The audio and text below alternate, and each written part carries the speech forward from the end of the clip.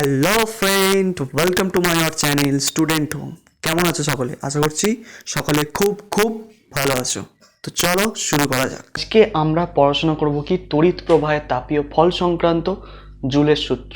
তড়িৎ প্রবাহের তাপীয় ফল, ঠিক আছে? তো চলো শুরু করা যাক, বেশি সময় নষ্ট না করে শুরু করা যাক।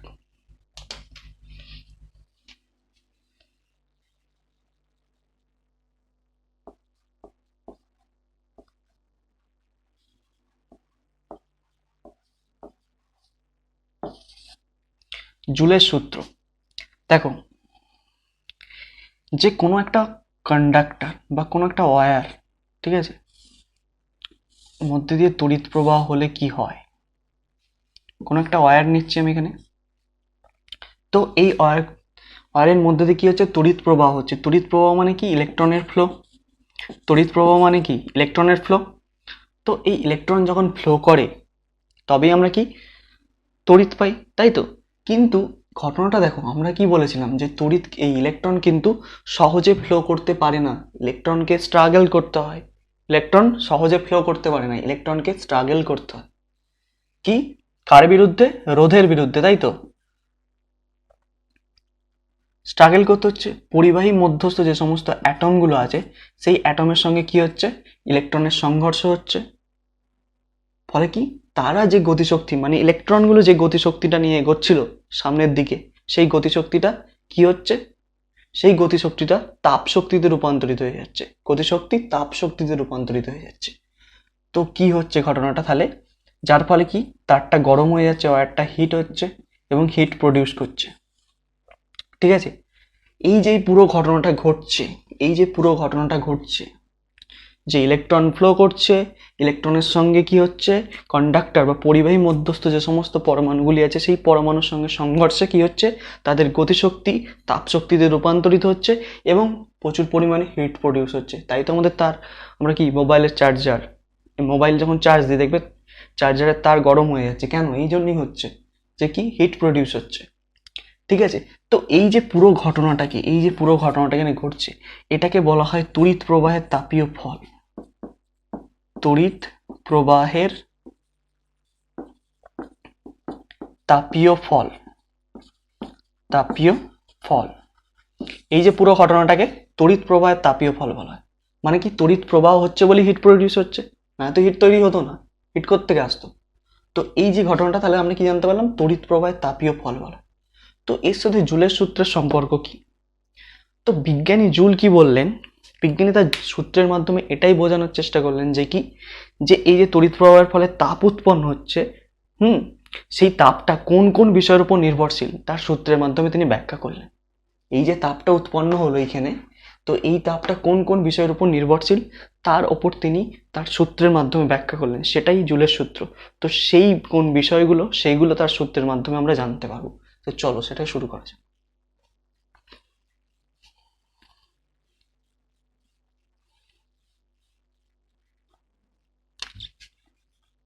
যে পরিবাহিতে উৎপন্ন তাপ, পরিবাহিতে উৎপন্ন তাপ, উৎপন্ন তাপ এইচ, ঠিক আছে, কোন কোন বিষয়ের উপর নির্ভরশীল? এই এইচ বলছে কিনা পরিবাহীর, পরিবাহীর প্রবাহ মাত্রার সঙ্গে, পরিবাহীর প্রবাহ মাত্রার বর্গের সঙ্গে সমানুপাতিক, পরিবাহীর প্রবাহ মাত্রার বর্গের সঙ্গে সমানুপাতিক। আর কি, এটা হচ্ছে 1 নম্বর স্টেটমেন্ট। তার 2য় নম্বর কি বলেছেন, ওই পরিবাহীর রোধের সঙ্গে সমানুপাতিক, পরিবাহীর রোধের সঙ্গে, ওই পরিবাহীর রোধের সঙ্গে সমানুপাতিক, এটা 2য় নম্বর স্টেটমেন্ট। আর 3য় নম্বরটি তাপ সময়, টাইমের সঙ্গে কিন্তু সমানুপাতিক, এটা 3 নম্বর। তিনি এই 3টে স্টেটমেন্ট দিয়েছিলেন তার সূত্রের মাধ্যমে, যে কি, পরিবাহীর প্রবাহ মাত্রার বর্গের সঙ্গে সমানুপাতিক, আর কি, পরিবাহীর রোধের সঙ্গে সমানুপাতিক, আর সময়ের সঙ্গে সমানুপাতিক এই তাপটা, ঠিক আছে? তো এর ওপর, এই 3টে বিষয়ের উপর কিন্তু ডিপেন্ড করে যে কি, পরিবাহিত উৎপন্ন তাপ, ঠিক আছে? তাহলে এই সূত্রটাকে যদি আমরা মার্চ করে ফেলি, একসঙ্গে লিখি, তাহলে কি পাবো, H proportional to I square R T, তাই তো? আই স্কোয়ার আর টি পাচ্ছি।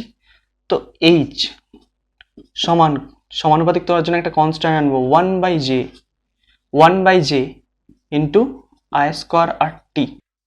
তো এই জে কে বলা হচ্ছে তাপের যান্ত্রিক তুল্যাঙ্ক।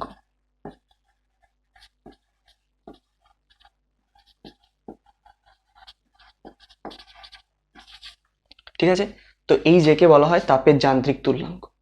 তো এর মান, এই জে এর মান কিন্তু আই স্কোয়ার আর টি পুরোটার উপর নির্ভর করে, আর এই তাপের উপর নির্ভর করে কিন্তু জে এর মান।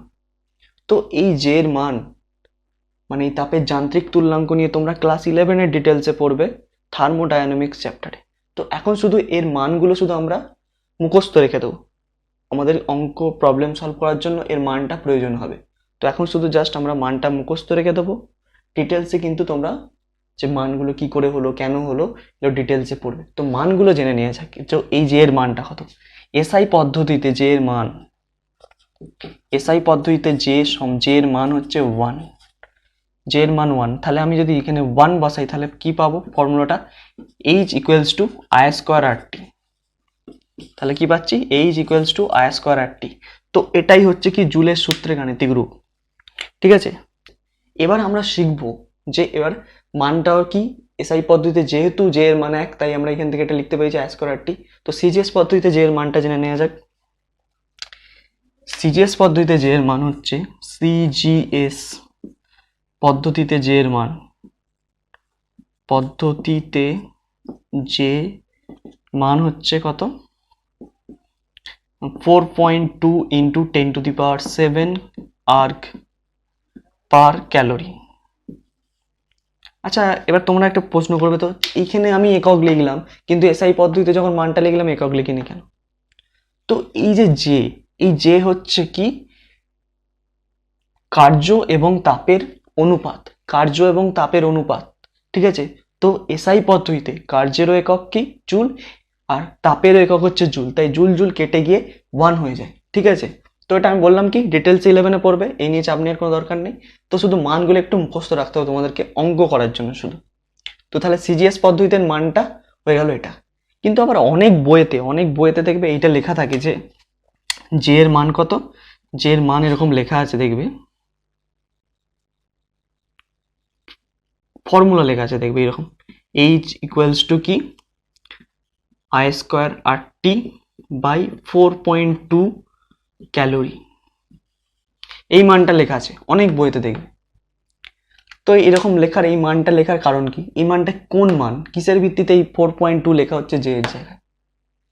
তো তার জন্য বলি কি যে এটার কন্ডিশন আছে একটা, যখন এই তাপটা থাকবে কিসে, সিজিএস পদ্ধতিতে, এই তাপটা থাকবে সিজিএস পদ্ধতিতে অর্থাৎ ক্যালোরি। ঠিক আছে, আর এই পুরোটা থাকবে কি এসআই পদ্ধতিতে, এই পুরোটা যখন থাকবে এসআই পদ্ধতিতে মানে কি আইটা থাকবে অ্যাম্পিয়ারে, আরটা থাকবে কি ওহমে, আর টিটা থাকবে সেকেন্ডে, তখনই কিন্তু আমরা এই জে এর মানটা 4.2টা আমরা এখানে লিখতে পারবো। ঠিক আছে, কন্ডিশন এটাই, তাপটা থাকবে কি সিজিএস পদ্ধতিতে, আর এই যে পুরো মানটা উপরে এটা থাকবে এসআই, তখন কিন্তু আমরা এই মানটা লিখতে পারবো কি 4.2 জে এর মান। ঠিক আছে, প্রথমে হচ্ছে তাপের একক,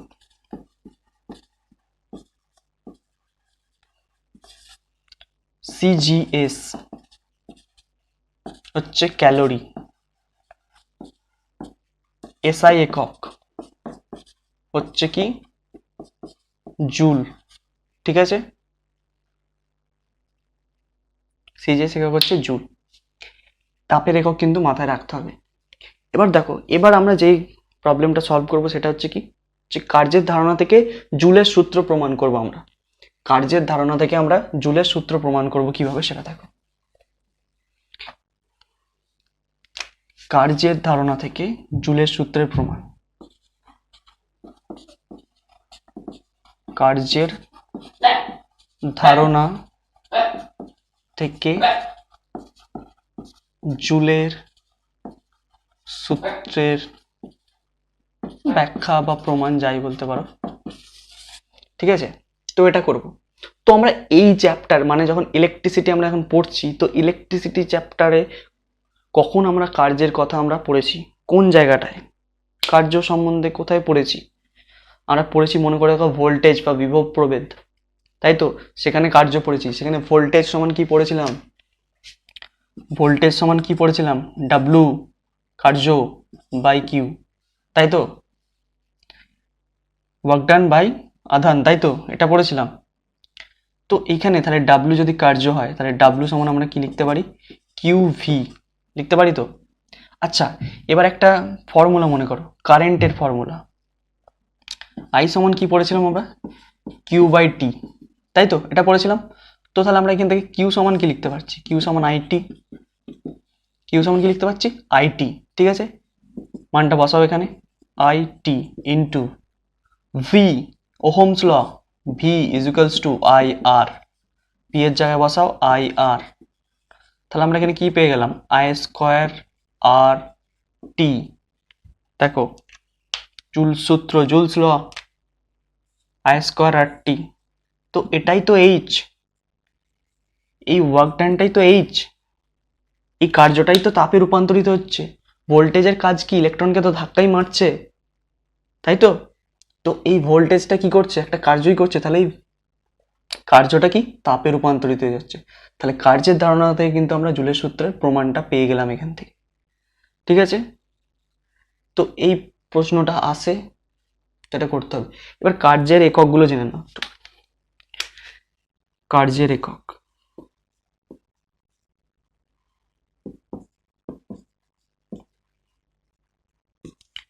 সিজিএস একক। কার্যের সিজিএস একক হচ্ছে কি? আর্গ।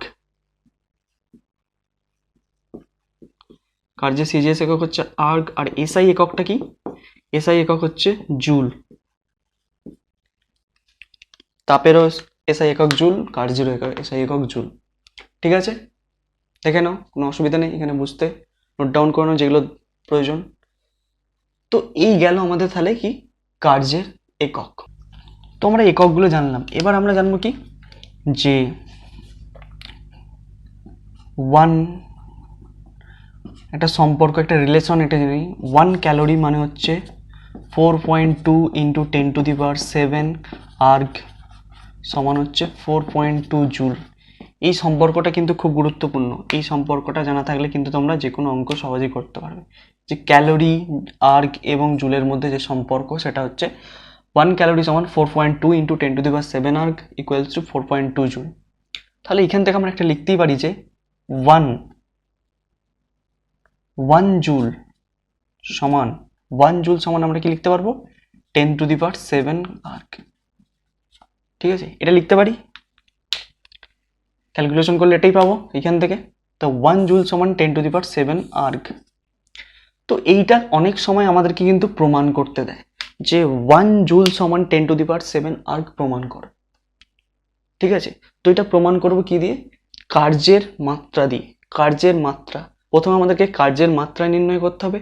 তো সেই মাত্রা থেকে কিন্তু আমরা এই প্রমাণটা করতে পারবো, ঠিক আছে? তো সেই প্রমাণটাই আমরা প্রথমে করব, ঠিক আছে? চলো শুরু করা যাক। তো এই প্রমাণটা আমাদেরকে করতে হবে। তো কার্যের মাত্রা বের করতে হবে প্রথমে। কার্য ডাব্লু, কার্য সমান আমরা কি লিখতে পারি? বল এফ ইন্টু সরণ, তাই তো? এফএস, ডাব্লু সমান এফএস। এই ফর্মুলাটা সবার জানা আছে নিশ্চয়ই। তো বল এফএস, বল সমান আমরা কি লিখতে পারি? ভর ইন্টু ত্বরণ, এম ইন্টু ত্বরণ মানে এ অ্যাক্সেলারেশন ইন্টু এস, তাই তো? এটা লিখতে পারি। আবার দেখো এম ইন্টু ত্বরণ মানে কি? ত্বরণ বেগ বৃদ্ধির হার বাই, বেগ বৃদ্ধির হার কি ত্বরণ বলা হয়? ভি বাই টি ইন্টু সরণ, তাহলে ভি বেগ বাই সময়। আবার দেখো এম ইন্টু ভি, ভি মানে কি? বেগ অতিক্রান্ত দূরত্ব বাই সময়, তার মানে দূরত্ব, মানে এখানে L by T, by T into সরণ।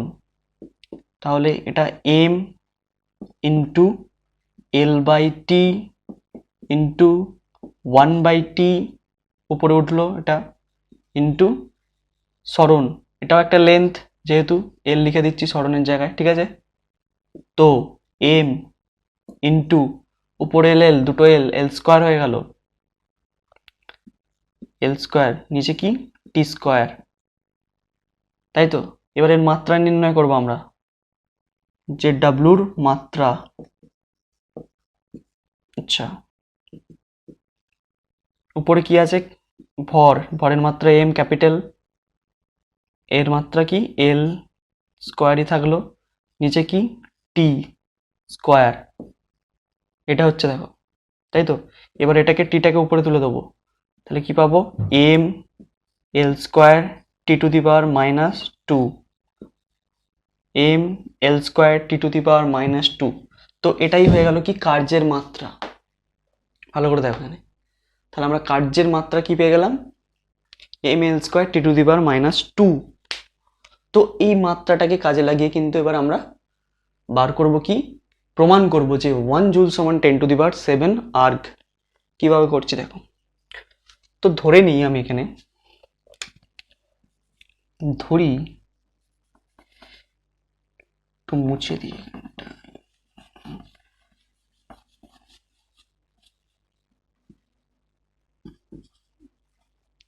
1 জুল সমান 10 টু দি পাওয়ার 7 আর্গ, এই প্রমাণটা করবো, তাই তো। তো এখানে আমি লিখছি যে ধরি 1 জুল, 1 জুল সমান এক্স আর্গ। আমি ধরে নিয়েছি কি 1 জুল সমান এক্স আর্গ, ঠিক আছে। তো জুলটা হচ্ছে কার্যের একক, ঠিক আছে। জুল এসআইতে হচ্ছে, এসআইএতে কার্যের একক, এটা সিজিএস এ কার্যের একক।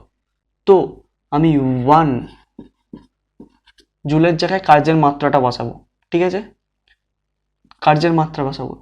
তো কি পেয়েছি কার্যের মাত্রা, M L square T to the power minus two, এটা পেয়েছি। তো এইগুলোকে আমি 1 ধরে নিচ্ছি, যে এসআই গুলোকে আমি, এসআই এর মাত্রাটাকে 1 ধরে নিচ্ছি প্রত্যেকটার ক্ষেত্রে, সাফিক্সে 1, M1 L1 T1, ঠিক আছে।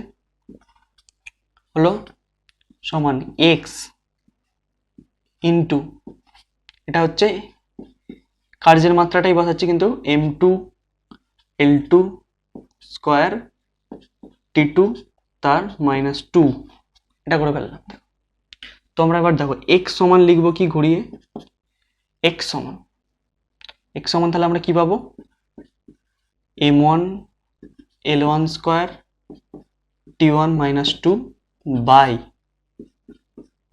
M2 L2 square T1 minus two, তাই তো। উপরেরটা কি, এটা হচ্ছে এসআইএ, ওয়ানটা হচ্ছে এসআইএ আর এটা হচ্ছে সিজিএসএ, ঠিক আছে। এটা এসআই, এটা এসআই আর এটা সিজিএস, ঠিক আছে। তো এবার কি করব দেখো, এই M1 x সমান তাহলে M1 বাই M2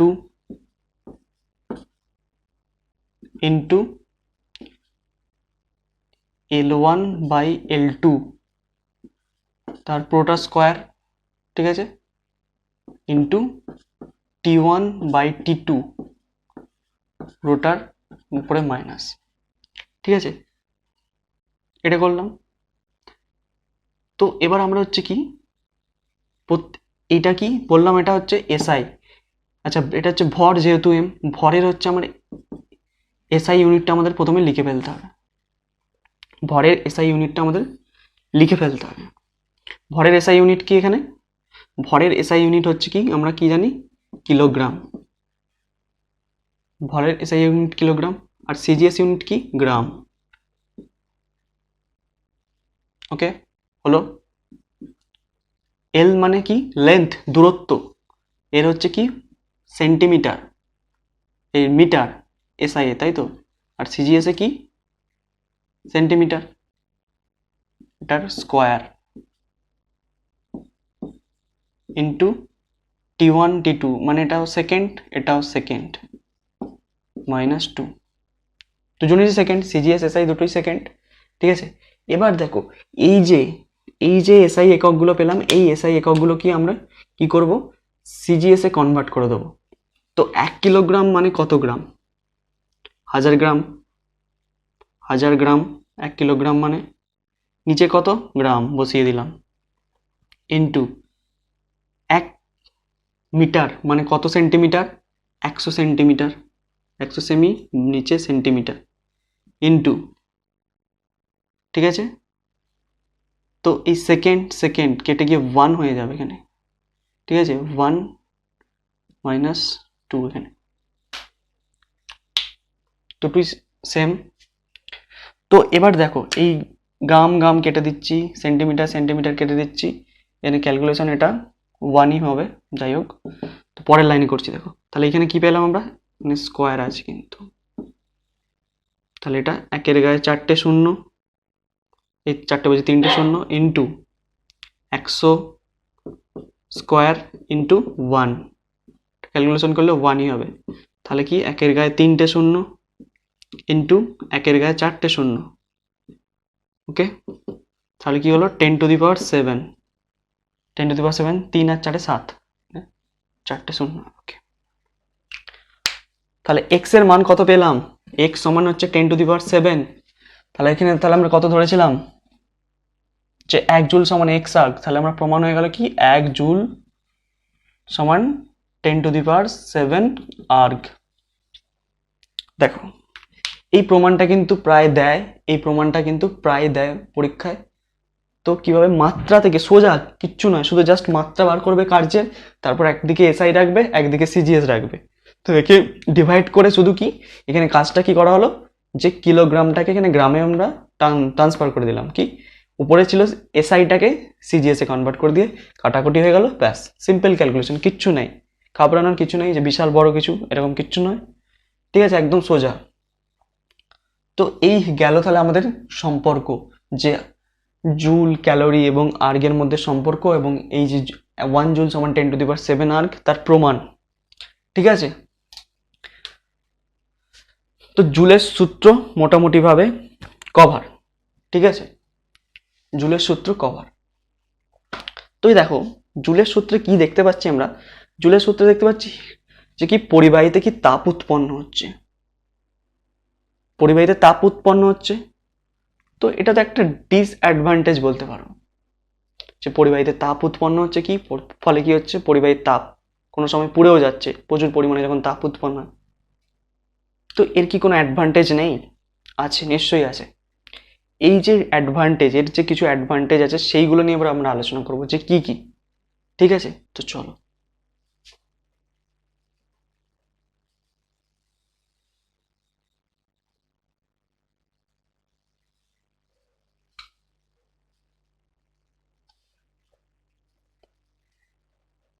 অ্যাডভান্টেজ বলতে গেলে কি, বৈদ্যুতিক ইস্ত্রি দেখেছো নিশ্চয়ই, ইস্ত্রি, তাই তো, সেই ইস্ত্রি কি করা হয়, যে তড়িৎ প্রবাহে তাপীয় ফলকে কাজে লাগিয়ে এইরকম বৈদ্যুতিক ইস্ত্রি তৈরি করা হয়। সেটা কিভাবে, তার কার্যপ্রণালীটা কিভাবে সেটা আমি দেখাচ্ছি। যে ইস্ত্রি এইরকম ধরনের জিনিস, একটা ত্রিভুজাকার একটা স্ট্রাকচার তৈরি করা হয় ত্রিভুজের মতন, ঠিক আছে। তো এই যে স্ট্রাকচারটা, এটা কি করা হয়, অভ্রেদ তৈরি করা হয়, অভ্রেদ তৈরি। কেন অভ্রেদ তৈরি করা হয়, কারণ অভ্র হচ্ছে একটা অন্তরক পদার্থ, ঠিক আছে।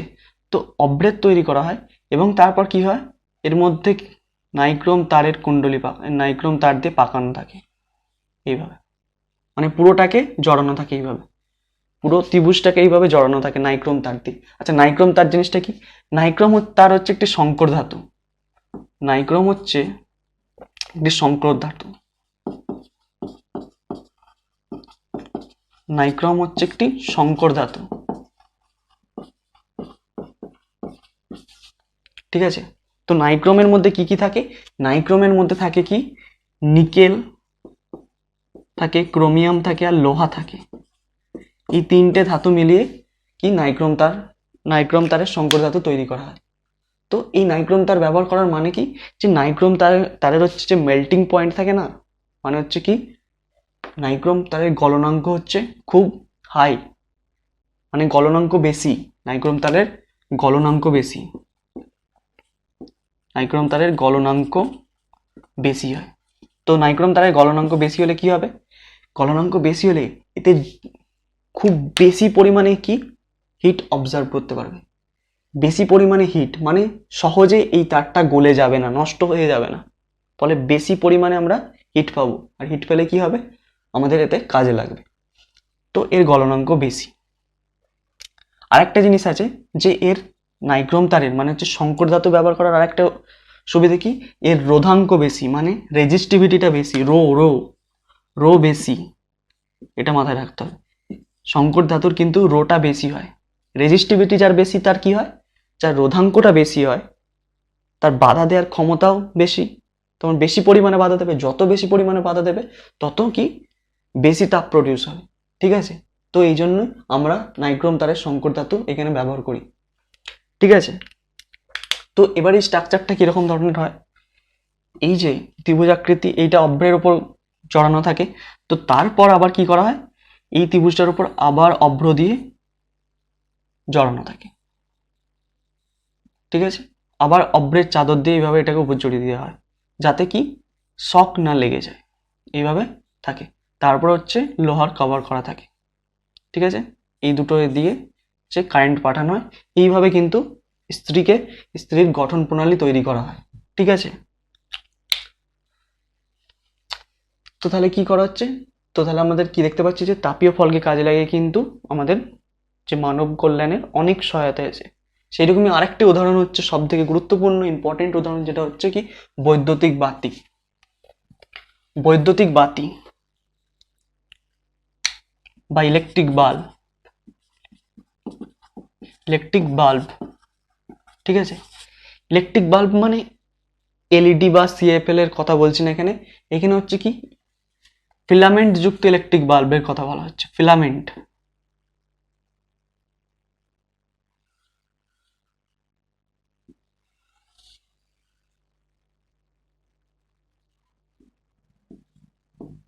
তো এই ধরনের বাল্বের কথা বলা হচ্ছে। এই যে ভিতরের জিনিসটা এটাকে বলা হচ্ছে ফিলামেন্ট বলা হয়, এটাকে কি বলা হয়, ফিলামেন্ট, ঠিক আছে। তো এই ফিলামেন্ট কিসের তৈরি, পিওর টাংস্টেন দিয়ে তৈরি, পিওর টাংস্টেন, টাংস্টেন ধাতুর তৈরি। তো এই টাংস্টেন ধাতুরও কি melting point high, MP high, মানে কি গলনাঙ্ক বেশি, অনেক বেশি, যার ফলে কি হয়, এর ফলে প্রচুর পরিমাণে তাপ প্রডিউস হয়। মানে তাপ প্রডিউস করতে করতে কি হয়, এই যে ফিলামেন্টটা, এই ফিলামেন্টে কি গ্লো করতে শুরু করে, এত পরিমাণে তাপ কনজিউম হয় এর মধ্যে যে এটা কি একসময় কি গ্লো করতে শুরু করে, যার ফলে আমরা কি লাইট পাই, তখন আমরা কি পাই, লাইট পাই, আলো পাই, ঠিক আছে। তো এই বাল্ব কিন্তু একটা অভিনব উদাহরণ বলতে পারো যে তাপীয় ফলকে কাজে লাগিয়ে কিন্তু এই বাল্ব এইভাবে তৈরি করা হয়েছে। তো এই ছিল কিছু অ্যাডভান্টেজ, আরও আছে বৈদ্যুতিক হিটার, সেম কেস ইস্ত্রির মতন, ঠিক আছে। তো এই ছিল কয়েকটি ব্যাপার। তো তাহলে জুলের সূত্র মোটামুটি আজকে এই পর্যন্তই।